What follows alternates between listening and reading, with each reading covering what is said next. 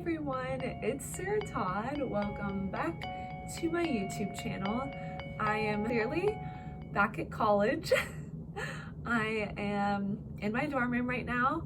I apologize for this lighting situation. I hate the fluorescent lights in my room, so I turned them off and I have my fairy lights on and a few other lights around the room, so the lighting is not the best, but we're going to roll with it. In today's video, I kind of want to delve into a little bit of a more serious topic. I want to talk more about the first awful medical experience that I had at the hospital when I became paralyzed from the neck down in 2010. I briefly touched on this in my video where I share the whole story with you all, how I became paralyzed from the neck down, going to the hospital, how I recovered a lot, and where I am now. If you want to watch that video, I will link it up at the top for you all.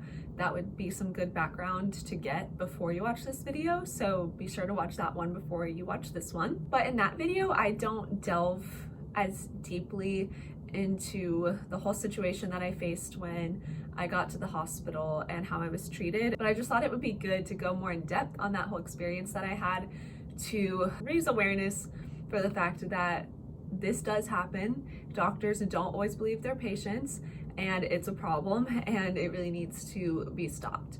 So if you're interested in this video, please do keep on watching, but I would like for you to keep in mind that I think I should warn you all that I will be talking about medical trauma and mistreatment at the hospital.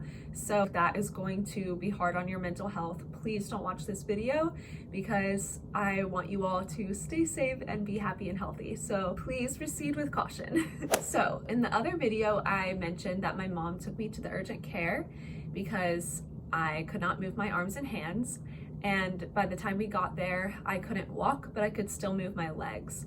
And this was only about a 10-minute drive away from the dance studio. She took me to the urgent care because it was closer than the hospital. The hospital was 30 minutes away and it was peak traffic time. It would have taken us over an hour to get there. So we went to the urgent care so that we could get to the hospital faster, and they flew me by helicopter to the nearest hospital, which took about 4 minutes on the helicopter instead of over an hour in the car. And then once I got to the hospital, I was taken to the ER where I remained for 6 hours before I was sent home. And I want to just share with you a little bit more about what happened during those 6 hours. So I was in extreme head and neck pain, and I couldn't move my arms and hands, and I couldn't walk, but I could still move my legs. And the doctor only gave me Motrin for my head and neck pain. And then he proceeded to not run any tests, no MRIs, no blood draws, no spinal tap, no CT scan, no EMG, nothing. My parents were pleading with him in the hallway to run some sort of test. They were throwing out diagnoses at him. I remember my mom told me she asked him if I had MS or if I had a spinal cord stroke or if I had a brain tumor, all of these things. And like, she was just a mom. Like, it wasn't her job to diagnose me, but she was trying to get him to do something and he wouldn't. And my mom said he didn't listen and he refused to run any tests. And he sent in a child life specialist, and these are people who are supposed to make the hospital stay just easier on kids. They're supposed to bring you company, just kind of cheer you up. He sent in a child life specialist, and she put a popsicle in my left hand and kept trying to convince me to bring it up to my mouth. And the doctor kept saying that if I brought that popsicle up to my mouth, that was my ticket out of there. So basically, they were trying to bribe this 8-year-old girl with a popsicle because they thought that I was faking everything and that I would be tempted by the popsicle and prove them right. But I kept telling them that I couldn't do that. I kept saying I can't. When they kept telling me to bring the popsicle up to my mouth, I told them that I couldn't do it, but they kept trying to get me to do that. And I also couldn't feel that the popsicle was cold. And my mom told them that. She said that I couldn't feel that the popsicle was cold, and it was those kinds of popsicles that are in the clear sleeves. And normally when I ate those at home, they would make my hands freezing right away. So she kept telling them that, and that didn't make them change their minds. And they should not have tried to accuse me of faking it before running any tests. Like, that is not appropriate at all. You should always run tests and try to do everything you can before you try to accuse someone of faking something, especially an 8-year-old little girl. So we stayed in the ER for 6 hours when they eventually sent me home, and the doctor told me to come back the next morning if I wasn't better. And my parents also had to ask a nurse to bring a wheelchair to take me out to the car in, because they didn't bring me a wheelchair, even though they knew I couldn't walk. So it was all around just a mess. And I remember the whole time I was trying to sit up. I was like persistent. I was like, I am going to sit up. And I kept trying every few minutes. I was like, all right, I'm gonna try to sit up again. And I couldn't do it. And I was actually glad when the doctor said, bring her back the next morning if she isn't better, because I thought that if he thought I would be better the next morning, that I would be. So we go home. My mom slept in my bedroom with me that night because I didn't want to be alone. I was still scared, and I couldn't even like reach up to scratch my face if I had an itch or anything. So she slept in my bedroom with me that night. And then I woke up the next morning and I was so happy because I was like, everything's gonna be okay, because the doctor said that like I'll be fine. And then I couldn't move my legs either. So I told my mom, and they called an ambulance, and we went back to the hospital, where I was treated by a good doctor who ran tests, and he did everything that the doctor the night before should have done. So yeah, that is basically what happened. It was very traumatizing. I will say, I still can't believe that all of that actually occurred. I don't know why doctors refuse to believe patients, especially an 8-year-old girl.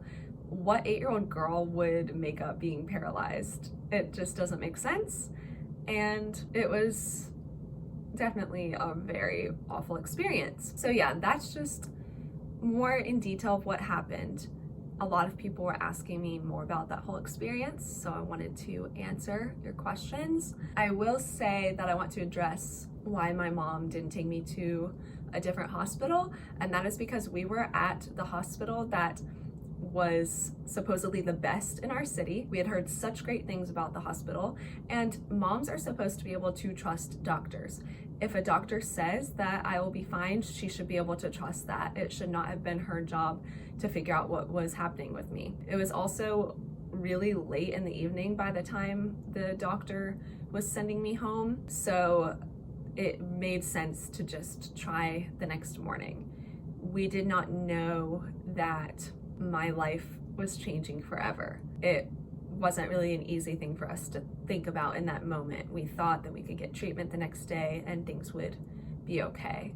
So that's why we didn't go to a new hospital. It just didn't make sense in that moment. We were at the supposed best hospital in our city, and it just wouldn't have made sense to go to a different hospital. You're supposed to be able to trust the doctor, and when they send you home, you can't just stay there. Like, they make you leave. So all of that said, that is a deeper explanation of what happened that night in the ER in 2010. It is definitely an upsetting story, but I think it's important to raise awareness about these things because doctors need to believe their patients. They need to believe people who come in and see them because they are paralyzed or have any other medical issue.